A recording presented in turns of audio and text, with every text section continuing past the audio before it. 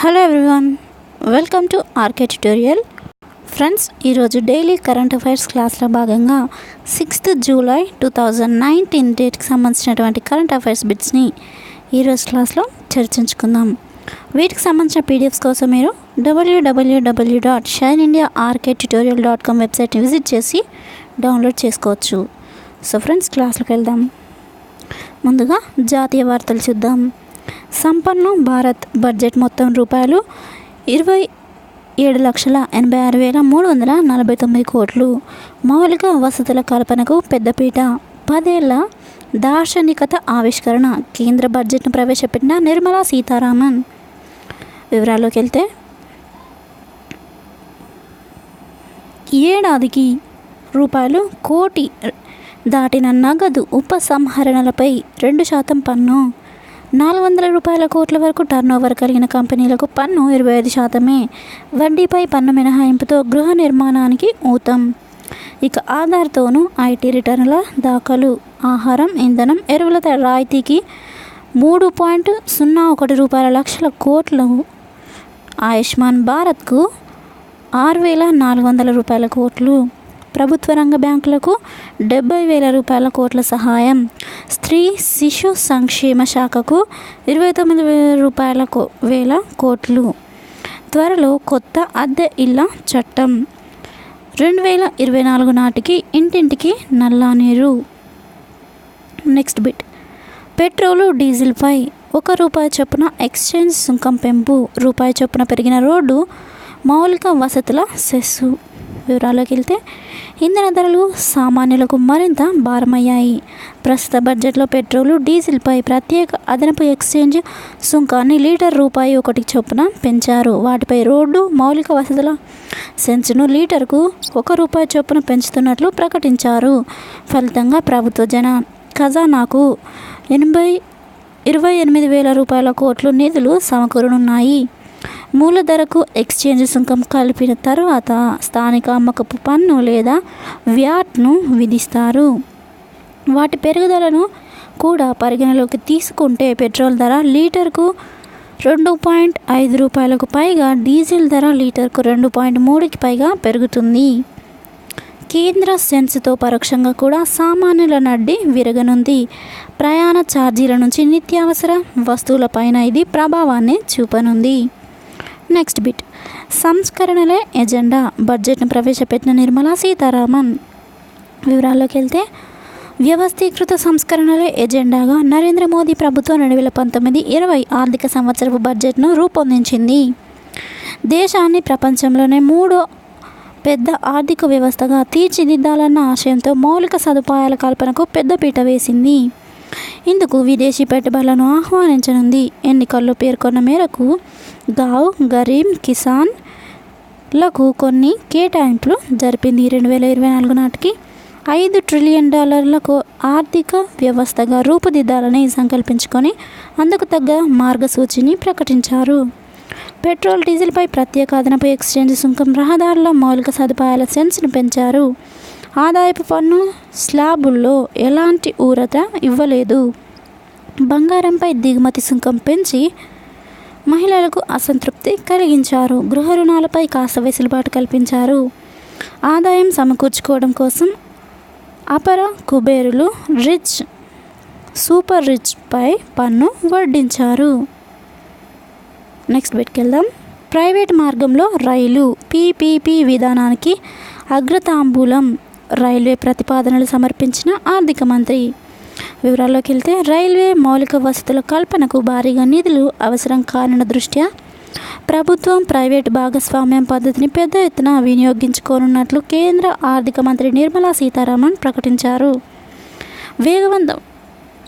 వేగవంతమైన అభివృద్ధికి, ప్రయాణికుల సేవల్ని మెరుగుపరిచేలా అనుసంధానత సాధించడానికి ఇది అవసరమని చెప్పారు. 12 ఏళ్ల కాలంలో ₹50 లక్షల కోట్లు కావాల్సి వస్తుందని అంచనా వేశారు.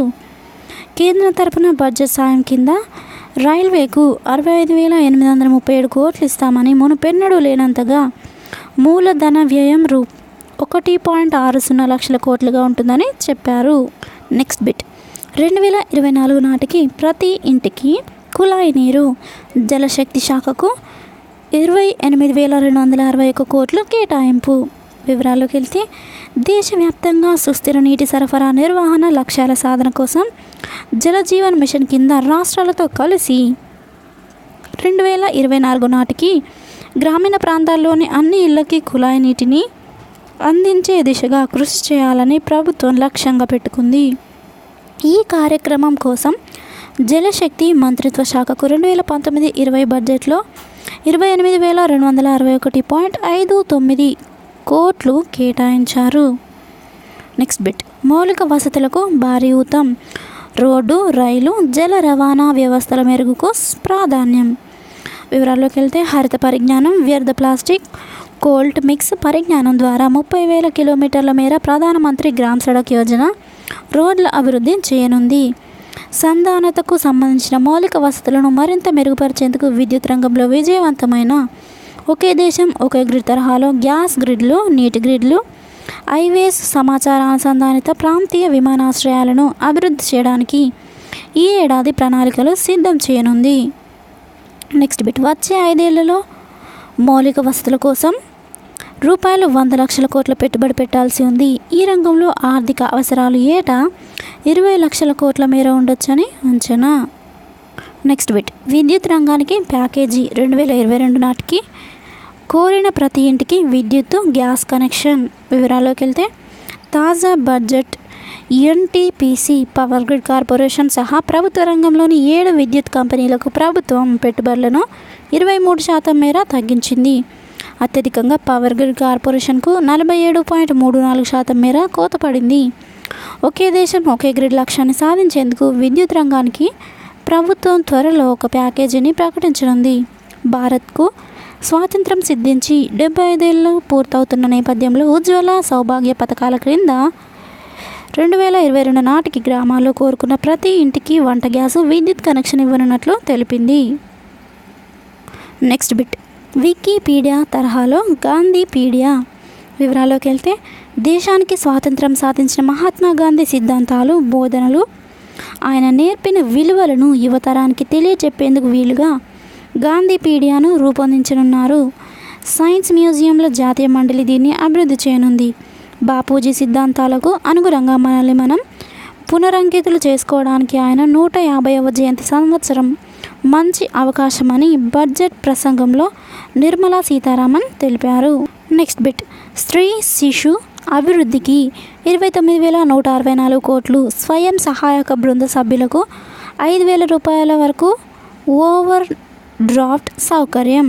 వివరాల్లోకి వెళ్తే మహిళ మహాశక్తిగా భావించి వారి సర్వతోముఖాభివృద్ధికి తాజా బడ్జెట్లో పెద్దపీట వేసింది. అతివల సంక్షేమం, అభివృద్ధి, భద్రత నిమిత్తం గత ఏడాది కంటే 17% అధికంగా స్త్రీ శిశు అభివృద్ధి శాఖలకు 29,000 కోట్లు కేటాయించింది. దేశవ్యాప్తంగా 10 కోట్ల మంది శిశువులు, మహిళలకు పోషకాహారం అందించేలా జాతీయ పోషకాహార సంస్థకు కేంద్రం 3,400 కోట్ల బడ్జెట్ ప్రకటించింది. గర్భిణీలు, శిశువులు, బాలింతల సంక్షేమానికి 6,000 కోట్లు, అంగన్వాడీ సేవలకు 19,834 కోట్లు, ప్రధానమంత్రికి అత్యంత ఇష్టమైన బేటీ బచావో బేటీ పడావోకు 280 కేటాయించడం జరిగింది. నెక్స్ట్ తెలంగాణకు సంబంధించిన వార్తలు ఇప్పుడు చూద్దాం. ప్రస్తావనకు రాని కాళేశ్వరం, జాతీయ హోదా, పత్తాలేని పసుపు బోర్డు, బడ్జెట్ ప్రసంగంలో వినిపించని విభజన హామీలు. తెలంగాణకు తీవ్ర నిరాశ మిగిల్చిన కేంద్ర బడ్జెట్. వివరాల్లోకి వెళ్తే విభజన చట్టంలో రాష్ట్రానికి కేంద్రం ఇచ్చిన హామీల ముచ్చట లేదు. గిరిజన విశ్వవిద్యాలయం ఏర్పాటుకు నామమాత్రంగా 4 కోట్లను కేటాయించి కేంద్రం చేతులు దులిపేసుకుంది. కేంద్ర ప్రభుత్వం విడుదల చేసిన ఆర్థిక సర్వేలో జిఎస్డిపికి సంబంధించి దేశంలోనే మొట్టమొదటి స్థానం. ఉపాధి హామీ పథకానికి కేటాయింపులు గతం కంటే కూడా పెరగలేదు. స్వచ్ఛ భారత్ మిషన్కు కేటాయింపులు తగ్గాయి. రాష్ట్రంలో 12 మున్సిపాలిటీలు అమృత్ పథకంలో ఉండగా వరంగల్, కరీంనగర్లు స్మార్ట్ సిటీ కార్యక్రమంలో ఉన్నాయి. ఈ రెండింటికి కలిపి కేంద్రం 13,750 కోట్లను కేటాయించింది. Next bit, Telangana table tennis క్రీడాకారిణి ఆకుల శ్రీజను అభినందించిన మంత్రి. వివరాల్లోకి వెళ్తే తెలంగాణ వర్ధమాన టేబుల్ టెన్నిస్ క్రీడాకారిణి ఆకుల శ్రీజను రాష్ట్ర క్రీడా శాఖ మంత్రి శ్రీనివాస్ గౌడ్ అభినందించారు. ఇటీవల హర్యానాలో జరిగిన జాతీయ ర్యాంకింగ్ టీటీ టోర్నీ మహిళల సింగిల్స్లో స్వర్ణం నెగ్గిన ఆమె తెలంగాణ నుంచి ఆ ఘనత సాధించిన మొదటి క్రీడాకారిణిగా నిలిచింది. నెక్స్ట్ కేంద్ర పాలిత ప్రాంతాలకు సంబంధించిన వార్తలు ఇప్పుడు చూద్దాం. ఫస్ట్ ఆధార్ సేవా కేంద్ర in Delhi and Vijayawada. Coming to the details, Unique Identification Authority of India has opened in its first Aadhaar Seva Kendra in Delhi and Vijayawada. The Aadhaar card issuing authority has an ambitious plan to set up 114 such centers by year end. These centers will provide the facility to apply for new Aadhaar card or update the existing ones. These centers are similar to Passport Seva Kendras run by the Ministry of External Affairs. Next bit. 6 Indian metros are hotspots of air pollutant nitrogen oxide. Greenpeace. Coming to the details.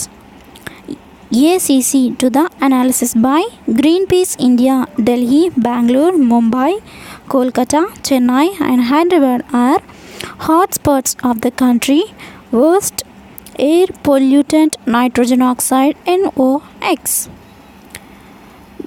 The cities have high vehicular population and diesel consumption. Greenspace India found the 241 cities violating NAAQS. Next అంతర్జాతీయ వార్తలు చూద్దాం. 70 ఏళ్లలో స్వాతంత్ర దినోత్సవ ప్రసంగం చేసిన తొలి అధ్యక్షుడిగా ట్రంప్. వివరాల్లోకి వెళ్తే దేశ సైనిక శక్తిని చాటి చెప్పేలా భారీ కవాతుతో అమెరికా అధ్యక్షుడు డొనాల్డ్ ట్రంప్ స్వాతంత్ర వేడుకలను ఘనంగా నిర్వహించారు. అమెరికాకు వందనం పేరుతో ప్రత్యేకంగా ప్రసంగించారు. గత 70 ఏళ్లలో స్వాతంత్ర దినోత్సవం ప్రసంగం చేసిన తొలి అధ్యక్షుడిగా ఆయన నిలిచారు. అమెరికా ప్రథమ మహిళ మెలానియా ట్రంప్, దేశ ఉపాధ్యక్షుడు మైక్ పెన్స్ తదితరులు పాల్గొన్నారు. 1776 జూలై 4న బ్రిటన్ నుంచి అమెరికా స్వాతంత్రం పొందింది. నెక్స్ట్ బిట్ ఆర్థిక అంశాలకు సంబంధించిన వార్తలు ఇప్పుడు చూద్దాం. రూపాయలు కోటికి మించి నగదు తీసుకుంటే 2% పన్ను. ఒక ఆర్థిక సంవత్సరంలో మొత్తంగా బ్యాంకు ఖాతా నుంచి కోటికి మించి నగదును వెనక్కి తీసుకుంటే ఆ మొత్తంపై బ్యాంకు 2% మూలం వద్ద పన్ను కోత విధించాలనే కొత్త నిబంధన ప్రతిపాదించారు. అంటే ఒక ఆర్థిక సంవత్సరంలో 3 కోట్ల నగదు బ్యాంకు ఖాతా నుంచి వెనక్కి తీసుకుంటే 6 లక్షల వరకు పన్ను చెల్లించాల్సి ఉంటుందన్నమాట. నెక్స్ట్ బిట్ పింఛన్ పథకంలో 60% వరకు పన్ను లేదు. ఎన్పిఎస్ వ్యవధి తీరిన తర్వాత ఖాతాదారులు వెనక్కి తీసుకుంటే మొత్తంలో 60% వరకు పన్ను వర్తించదని బడ్జెట్లో ప్రతిపాదించారు. తద్వారా పింఛన్దారుల చేతుల్లోకి కాస్త అధిక మొత్తం రానుంది. మిగతా 40%తో యాన్యుటీని కొనుగోలు చేయాలి. పన్ను మినహాయింపు వచ్చే ఏప్రిల్ నుంచి అమల్లోకి రానుంది. ప్రభుత్వ ఉద్యోగులు ఎన్పిఎస్ టైర్ 2 ఖాతాలో పెట్టుబడి పెట్టిన సెక్షన్ 80C ప్రకారం పన్ను మినహాయింపు పొందవచ్చు. నెక్స్ట్ బిట్ 50 లక్షలు మించితే టీడీఎస్ తప్పదు. వివరాల్లోకి వెళ్తే పన్ను పరిధిని పెంచడం కోసం ప్రభుత్వం మరో నిర్ణయం తీసుకుంది.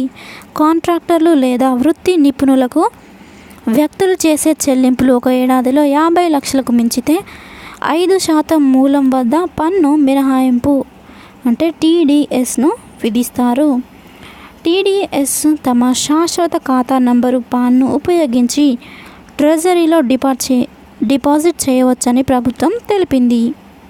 బడ్జెట్లోని కొన్ని ముఖ్య అంశాలు నగదు రహితమే ఒకటి, రెండవది బ్యాంకులకు 70,000 కోట్లు, నెక్స్ట్ మూడవది ఎక్సైజ్ సేవా పన్ను కేసులకు క్షమాభిక్ష పథకం, నెక్స్ట్ నాలుగవది వాటా విక్రయ లక్ష్యం రూపాయలు 1,05,000 కోట్లు, నెక్స్ట్ ఆరవది నమోదిత కంపెనీలకు 20% బ్యాంకు పన్ను, నెక్స్ట్ ఏడవది విద్యుత్ వాహనాలు కొంటే 1,50,000 వరకు రాయితీ.